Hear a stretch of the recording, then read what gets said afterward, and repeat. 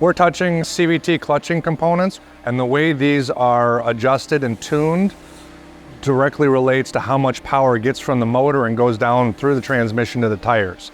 So if we get that calibration proper for your levels of horsepower, your driving style, you're going to get a faster, more responsive, more fun vehicle.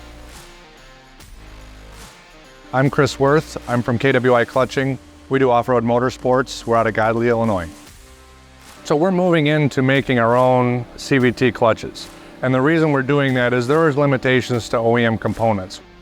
So initially we were having customers ship in their clutches. We would take the clutches, we would modify and we would true the sheaves up so the belt alignment was always perfect.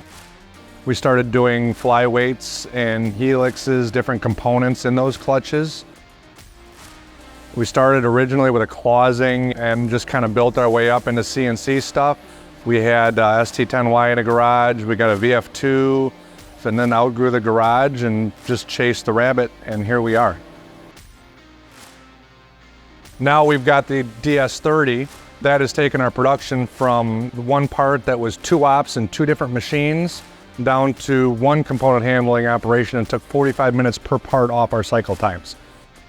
We have a complex part that has C-axis milling on the main spindle, transfers over to the sub-spindle, does more C-axis milling over there, and the part comes out and it's ultra accurate. We have a tolerance of about 1/2 degree, and we've never exceeded that between the 2 spindles. We partnered the DS with the bar feeder. When we run smaller parts, we can run that stuff for hours and never open the door on the machine.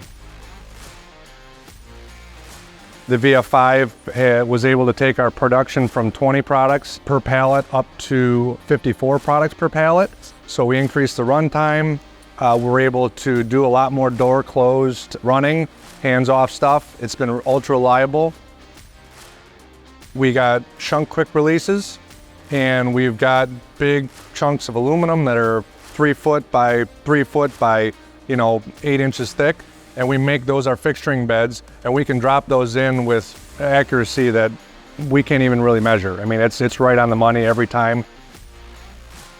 HFO Chicago has been super responsive to us. If there's something wrong, and I'm sure they do this with a bunch of their customers, these guys hustle, they come in, they get stuff fixed right, it gets fixed the first time, and they're out of there.